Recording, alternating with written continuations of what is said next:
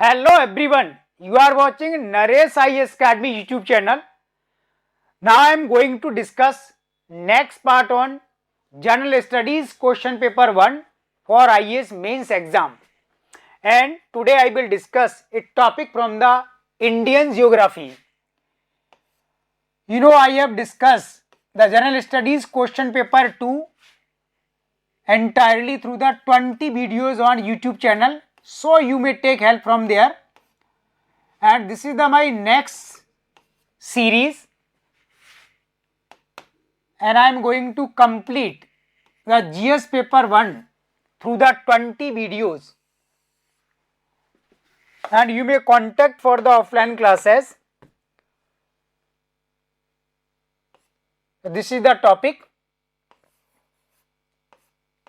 geophysical features of India and world.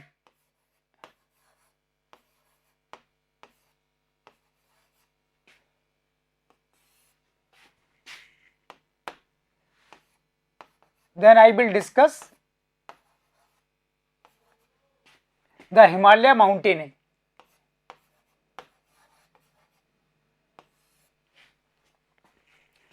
Mainly, I will explain the 3 dimensions of Himalayas.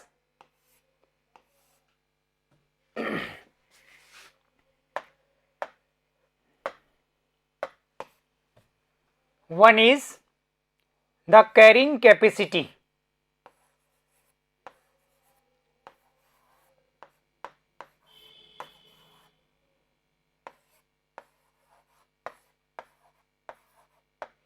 Carrying capacity of Himalayas.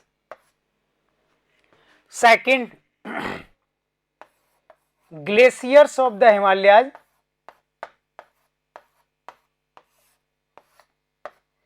Recently, so many studies on the geophysical features of Himalayas, and they have alarmed the Indian government to take effective action in this regard.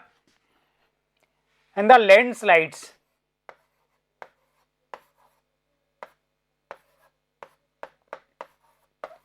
Incidents of landslides also are increasing, and through the Indian map,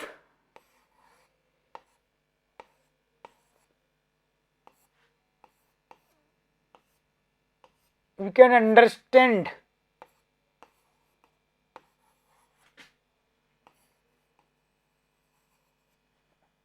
the geographical position of the Himalayas.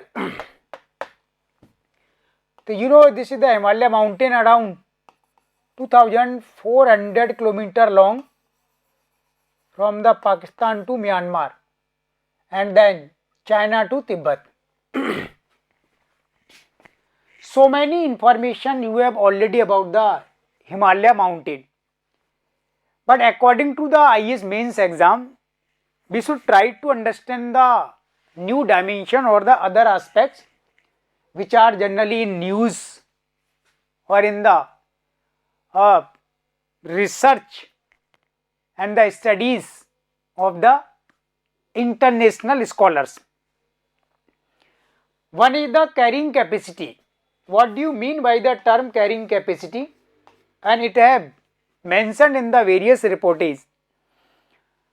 Carrying capacity means ability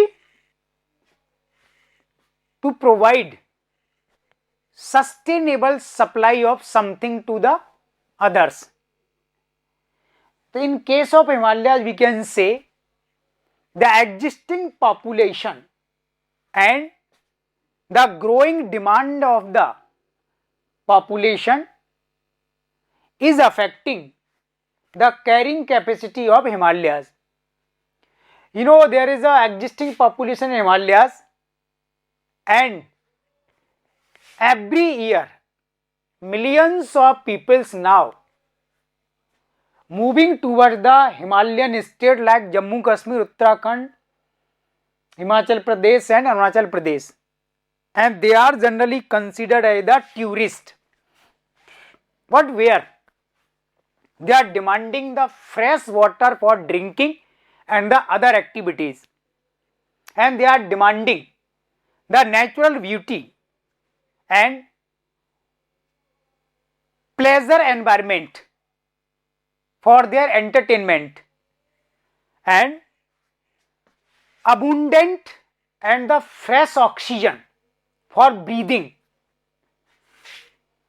and the peaceful environment without any kinds of noise. Different kinds of food product like the vegetable and fruits etc. Is Himalaya capable to fulfilling these needs of the existing population along with the increasing number of these tourists? Definitely, presently we can say now Himalaya have some kinds of carrying capacity, but in some areas this capacity is adversely affecting. For example, Himalaya is the important source for fresh water through their glaciers. Glacier melts and they provide the fresh drinking water. But the problems of wastage materials, which is a byproduct of the existing population or the tourist, then millions of tons of the solid wastage is producing in the Himalaya regions, but our efforts, or you can say the government machinery, is not too efficient for the proper solid waste management. If the solid waste and its quantity is increasing year by year, definitely it will affect entirely Himalaya region in the different ways. And also, due to the increasing number of the peoples, now the air pollution and noise pollution, soil pollution have become an important problem, and in future after 50 or 100 years we can account for this may be a great threat to the Himalayas, and definitely it will degrade the quality of Himalayan resources for the people's demand.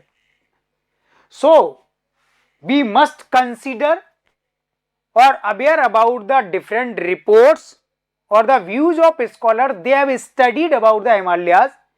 Definitely, Himalaya is rapidly underwent, losing their carrying capacity. However, on some areas they are maintaining this capacity, but in future it may not be possible. So, the matter of carrying capacity now become a burning question or burning debate before the Indian or the union governments, because they are the authority and they are entitled to take the effective action for maintaining the Himalayas as a natural resource for a long. The second aspect is glaciers. You know, Himalaya mountains have the highest peaks in the world. This is the Mount Everest in Nepal, and it is about 8,848 to 50 meter high, and there are so many highest peak other than the Mount Everest, and so many studies have explained that there is a very close relationship between the melting rate of Himalayan glacier and the global warming and climate changes. You know, the formation of these glacier or melting of these glacier is a natural phenomena. It occurs according to the atmospheric conditions. but due to the global warming or climate changes, in some areas of Himalayas, the melting rates of these glaciers have too much increased. So, it had created different kinds of threats or concern before the Indian peoples and the government. One of the most is North Indian population, mostly 40% population of North India basically depends on the rivers originating from the Himalaya region for drinking water, irrigation, industrial purpose and the different activities. If the melting rate of glaciers is continuing for a long, so definitely there was a time there shall be no water in these rivers, or then these rivers shall dries. So then in future definitely the human civilization, human being may be threatened due to the melting rate of the glaciers. And the river water definitely is directly related for the groundwater. Groundwater in the North Indian states mainly depend upon the river water, and these rivers are regulated by these glaciers. If the glaciers rapidly melts, so definitely it will affect the groundwater availability, and it will also affect the rechargeable groundwater, and finally it will increase the sea level in Bay of Bengal and the Indian Ocean, and it will also may be a threat to the coastal states, and they shall be under the threats of the submergence. So, we definitely considered the various questions raised by the scholars in these reports, and Government of India for itself through the scientists make a study and reports, and immediately should take the effective action, because this is not simply a geophysical feature or the natural phenomena. Basically the Indian life, the most of population of Indian society, Indian economy depends upon these glaciers, and they will definitely adversely affected in the future. So then you should try to the various aspects of the glacier, water availability, increasing sea levels and the groundwater facilities. And the next aspect is the landslides incident. Recently it has seen the landslide incidents have increased rapidly in the Himalayan region. When we compare these incidents with the Western Ghat or the Deccan Plateau or the Garo Khasi Jaintia hills of Meghalaya, definitely the frequency of landslides is too much in the Himalayan regions. So here one question is arose: what are the causes behind the landslides and why these incidents are increasing? Mainly two kinds of factors are identified. One is the natural factors, and secondly the anthropogenic effects. Generally the human activities. In the natural factors, we can account for the plate tectonic theory. You know Himalaya how have created? According to the plate tectonic theory, the Indian plates collides with the Eurasian plates.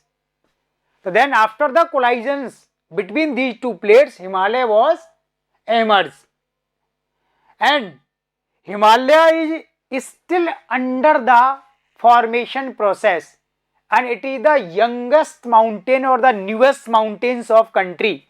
It have not completely settled yet.